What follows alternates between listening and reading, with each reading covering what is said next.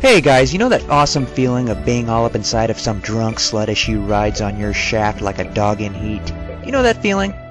You know, like when you can feel that sensitive piece of flesh under your shaft just pounding on that G-spot, up and down, down and up and down, contracting back and forth, juices emanating inside of her like crazy, and then when it slips out, you try the back door. You know that feeling? That awesome fucking feeling? That's kind of what it's like playing this game. You know, like when you're in the shower and you're pounding on her doggy style up against the wall as the warm water trickles down your naked and sexy bodies. 2 hands on each breast and it's just pounding on that G-spot, juices coming out, going all over the ground, down the drain, through the pipes. It's steamy, it's hot, the water's just trickling down those bodies. You get out, you dry yourselves off, she dries it off for you. I think I'm getting a little ahead of myself here.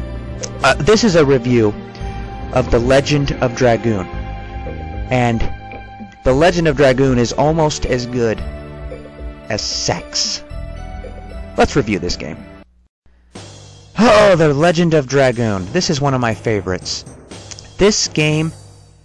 I miss games like this. I miss games that had pre-rendered backgrounds like this.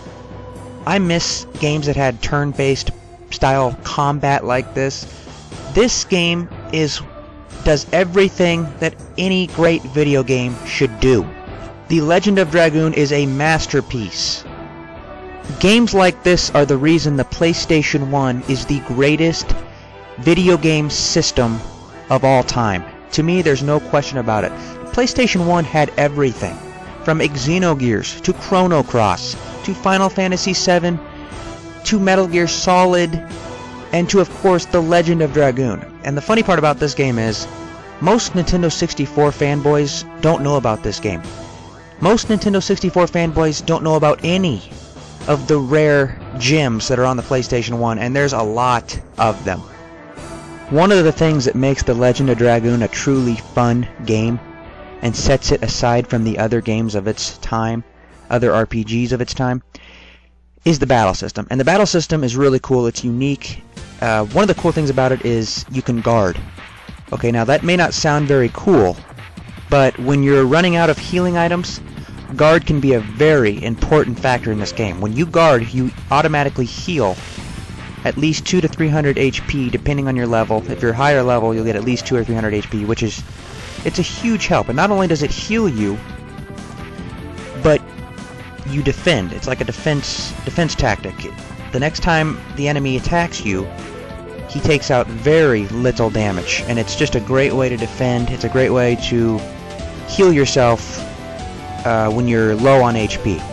Another awesome thing about The Legend of Dragoon's battle system is the Dragoon transformations. When you transform into a Dragoon, you just, not only do you look awesome, but you become 3 to 4 times as powerful offensively. It makes you feel like such a fucking badass when you transform into Dragoon in this game.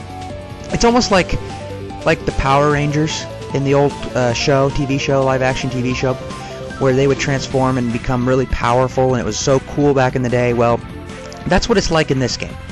Being a Dragoon is fucking awesome. And the attacks are fucking awesome, just like the summons were in the old Final Fantasy games.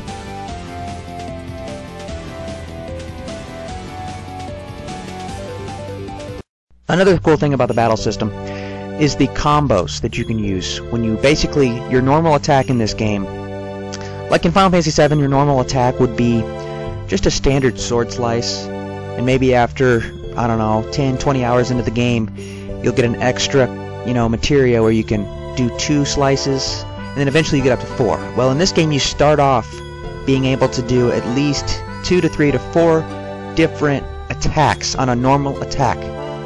And what's cool about this is the learning curve is fun. It's fun learning the timing when you have to hit these buttons when you attack. And the farther you go into the game, the better you will get at doing these combos, these normal attack combos. And by the time you've mastered these combos, it feels so rewarding, and it is so fun to just rape enemies with these combos that you have mastered, and it's not too hard. It looks hard at first, it seems hard at first, but once you learn the timing of these combos, this game fucking rocks. One of the minor problems with the Legend of Dragoon that I had personally was the world map, and it's not that big of a deal. It didn't ruin the game for me. It didn't make the game any worse for me. I still enjoyed this game as much as I have enjoyed any game that I've ever played. One of the bad things is the world map is extremely linear. You have to follow one line path to get from each cave to forest to town, and it's a slight nuisance. You know that the developers could have worked a little harder on this world map to make it a little better, but it's a very minor issue. It's something you don't see the world map that often in this game anyways, so it's not that big a deal. And with that being said, this game is still very large. There are a lot of cities. The cities are huge, the caves are huge, the forests are huge, everything in this game, the mountains are huge. Everything in this game is very detailed. The graphics are beautiful. The pre-rendered backgrounds are amazing. They look like paintings. They look like Bob Ross's paintings. These backgrounds are just...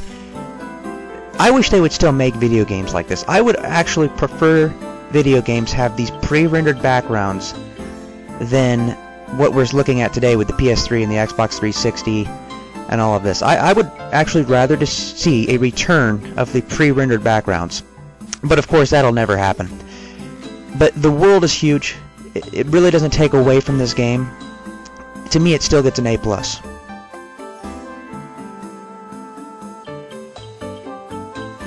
The story to this game is really good. There's a lot of detail, there's a lot of information. It's rich, full of history.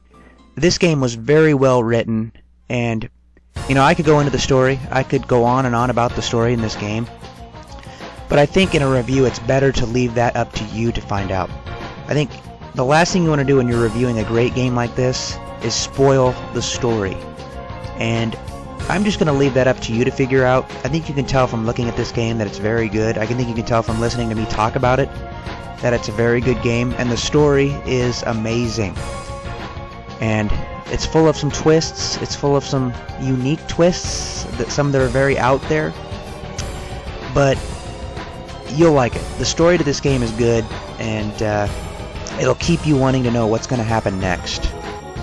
I almost forgot to mention the soundtrack. The soundtrack in this game, at times it can be a little odd sounding, but it grows on you. The soundtrack is upbeat at times. Sometimes it's very dark.